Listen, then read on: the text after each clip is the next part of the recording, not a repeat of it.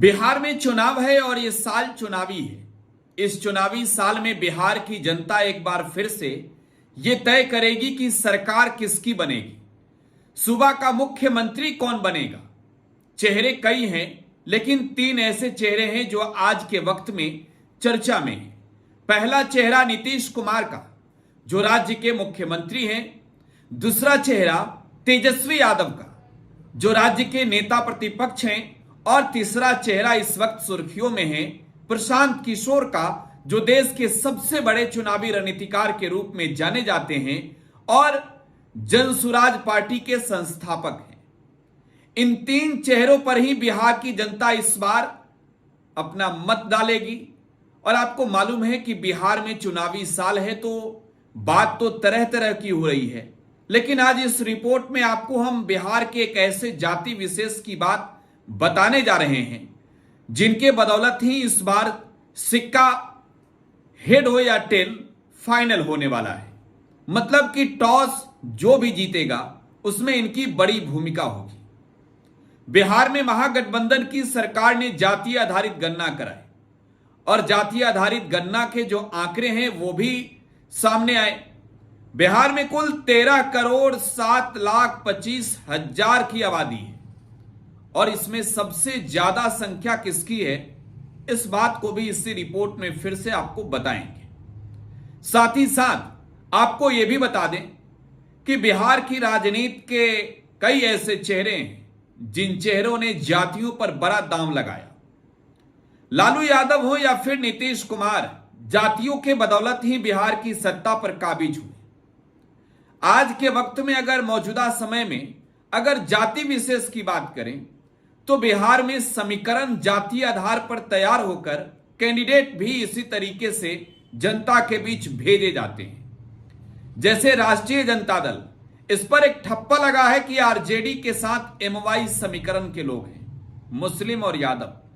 समय समय पर यह समीकरण टूटा है और हाल ही में इसका परिणाम 2024 के लोकसभा चुनाव में भी देखने को मिला। एक और इंडिया तो दूसरी ओर एनडीए, जिसके चेहरे नीतीश कुमार हैं। कहा जाता है कि लवकुश समीकरण को साधकर नीतीश कुमार सूबे की सत्ता पर राज करते हैं। लवकुश का मतलब कुर्मी और कुशवाहा, कोयरी और कुशवाहा। बिहार में प्रशांत किशोर है। फिलहाल तो जातियों की बात नहीं कर रहे हैं, वो फिलहाल बिहारियों की बात कर रहे हैं। लेकिन असल में अगर उनके चुनावी रणनीति को आप समझेंगे तो आपको मालूम हो जाएगा कि 2025 के इस चुनावी साल में प्रशांत किशोर भी ये दिखा देंगे कि किस जाति के हक के लिए, किस जाति के लिए उनकी पार्टी कितनी लड़ाई लड़ती है। खैर, हम बात कर रहे हैं जाति विशेष की। बिहार में महागठबंधन की सरकार जब 2022 में बनी तो सरकार ने 500 करोड़ रुपए अपने फंड से खर्च कर बिहार में जातीय आधारित गणना का कार्य कराया। जातीय आधारित गणना का काम जब बिहार में हुआ तो देश की सियासत में इस पर खूब चर्चाएं हुई। केंद्र की सरकार के मंत्रियों ने तरह तरह के बयान दिए। इसके अलावे बिहार में भी तब मौजूदा समय में जब बीजेपी विपक्ष में थी तो जातीय आधारित का खुलकर विरोध तो नहीं किया, लेकिन समय समय पर जातीय आधारित गणना का खुलकर अपनी जब बातें रखी तो विरोध सामने आ गया। यह बिहार है और बिहार की जनता सब कुछ जानती है। और ऐसे में बिहार में जब जातीय आधारित गणना हुए, जब जातियों का एक्सरे हुआ तो मालूम चला कि इस जाति के कितने लोग हैं। इसमें पिछड़े और अति पिछड़ों की भी बात की जाएगी। और आपको मालूम है, बिहार के ही वो राजनेता अमर शहीद जगदेव प्रसाद ने नारा दिया था, 100 में 90 शोषित हैं, 90 भाग हमारा है। तो खैर, बिहार की राजनीति जातियों से ही होती है, पार्टियों से ही होती है। आमतौर पर देश के राज्यों में जो चुनाव होते हैं पार्टियों से होती है और बिहार की राजनीति जो है वो जातियों से होती है। हम बात करने जा रहे हैं बिहार में हुए जनगणना में जिनकी आबादी सबसे अधिक है, उनका समर्थन किसको। आप एक झपक में कह देंगे कि यह समर्थन तो सीधे आप किसके ओर कह रहे हैं, लेकिन मैं कहूंगा कि आखिरी तक समझिएगा, आपको पूरा गणित समझना होगा। सबसे ज्यादा बिहार में आबादी यादव जाति के लोगों की है। बिहार की राजनीति में भी बोलबाला यादवों का है।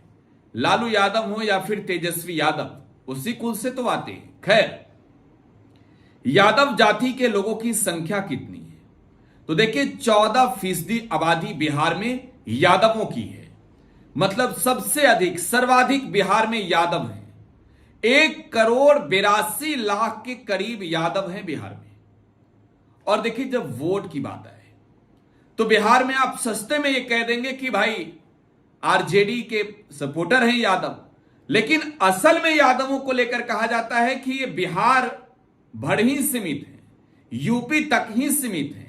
यूपी और बिहार से आगे जब हरियाणा, पंजाब, दिल्ली जैसे राज्यों में चुनाव होता है तो यादवों का वोट जो है वो सीधे तौर पर महागठबंधन के खिलाफ जाता है, भारतीय जनता पार्टी के फेवर में जाता है।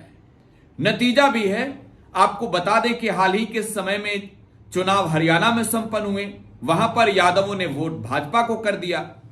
इससे पहले एमपी में चुनाव हुए, मोहन यादव जो है वो यादव जाति से ही आते हैं, हरियाणा के मध्य प्रदेश के वो मुख्यमंत्री हैं। तो बिहार के यादव किसके साथ हैं? अब देखिए बिहार में यादवों के भी कई नेता हो गए। लालू यादव, देवेंद्र यादव, पप्पू यादव, ये 3 ऐसे नेता जिन नेताओं ने यादवों के बदौलत अपनी किस्मत आजमाई है। और देखिए बिहार में यादव जाति के लोग खुलकर वोट करते रहे हैं हमेशा से राष्ट्रीय जनता दल को। लेकिन जब मैं मौकों की बात कर रहा हूं तो मौके बिहार में विधानसभा चुनाव के पहले लोकसभा चुनाव का आया, और लोकसभा के चुनाव में जो बिहार के पूर्णिया लोकसभा सीट पर वोटिंग हुई, जो नतीजे आए वहां पर मुकाबला त्रिकोणीय था। एक और एनडीए से जेडीयू के संतोष कुशवाहा चुनाव लड़ रहे थे, इंडिया अलायंस से आरजेडी की बीमा भारती चुनाव लड़ रही थी, और वहां पर इंडिपेंडेंट कैंडिडेट के तौर पर राजेश रंजन उर्फ पप्पू यादव चुनाव लड़ रहे थे। यहां पर अगर जातीय समीकरण को समझे तो यादव और मुस्लिम मिलकर यह तय करते हैं कि किसे जिताना है। मतलब यादव मुस्लिम अगर एकजुट हो जाएं और उनकी वोटिंग पूरी तरीके से हो जाए तो चुनावी अखाड़े में जीत और हार जो है क्लियर हो जाता है। देखिए आरजेडी की कैंडिडेट के तौर पर बीमा भारती मैदान में रही। मैं सीमांचल के कई ऐसे सीट हैं, उसकी अलग अलग जातियों की जब बात करूंगा तो गणित आपको समझाऊंगा, लेकिन यादव जाति की मैं बात कर रहा हूं। यादवों ने पूर्णिया में पप्पू यादव को वोट कर दिया, खुलकर वोट किया, सपोर्ट किया। नतीजा यह रहा कि राष्ट्रीय जनता दल की जो उम्मीदवार रही बीमा भारती, उम्मीद जिनको था कि यादवों का वोट मिलेगा, वो तीसरे नंबर पे चली गई और बहुत बुरा हाल रहा चुनावी नतीजे आने के बाद उनका। तो देखिए यादव जाति के लोग इस विधानसभा के चुनाव में अब किधर जाएंगे। हम अगले रिपोर्ट में पप्पू यादव और सीमांचल की भी बात करेंगे कभी, लेकिन आज जब यादवों की बात कर रहे हैं तो देखिए बिहार में बीजेपी के पास भी यादव चेहरा है, नित्यानंद राय, वो भी चुनाव जीत जाते हैं उजियारपुर से। बिहार में अशोक यादव, हुकुमदेव नारायण सिंह के बेटे, वो भी चुनाव जीत गए मिथिला में मधुबनी से। तो देखिए ये कहा जाता है कि यादव लोग जो हैं वो सिर्फ आरजेडी के साथ ही नहीं है, लेकिन देखिए इस विधानसभा के चुनाव में यादव बिरादरी वाले, यादव जाति वाले जो ये तय करेंगे कि बिहार में सरकार किसकी बनेगी, जिनकी सबसे बड़ी भूमिका है बिहार में, वो इस बार राष्ट्रीय जनता दल के साथ है। मतलब तेजस्वी यादव के साथ है। जी हां, इस बात को आप फिर से अंडरलाइन कर लीजिए। चुनाव के नतीजे आएंगे तो आप पूछ लीजिएगा कि यादव वो लोग किधर जा रहे हैं। देखिए मैंने अशोक यादव की भी बात कर दी, मैंने नित्यानंद राय की भी बात कर दी, पप्पू यादव की भी बात कर दी, और मैं जब फाइनली ओपिनियन दूं बिहार की यादवों के बीच से मिले रुझान पर, तो यादव लोग जो हैं वो 2025 के चुनाव में तेजस्वी यादव के ओर ही चल रहे हैं। लेकिन हां देखिए कुल भी बहुत बार मायने रखता है। अगर लोकल कैंडिडेट, यहां देखिए प्रशांत किशोर की बड़ी भूमिका होगी यादव वोटरों में सेंधमारी करने की, भाजपा की बड़ी कोशिश होगी यादव वोटरों को तोड़ने की, लेकिन बिहार के इक्के दुक्के सीटों को आप छोड़ दें तो बिहार में यादवों का वोट इस बार आरजेडी के ओर ही ट्रांसफर होते दिख रहा है। फिलहाल आप टुडे बिहार न्यूज के साथ बने रहें, अपनी प्रतिक्रिया कमेंट बॉक्स में छोड़ जाइएगा। धन्यवाद।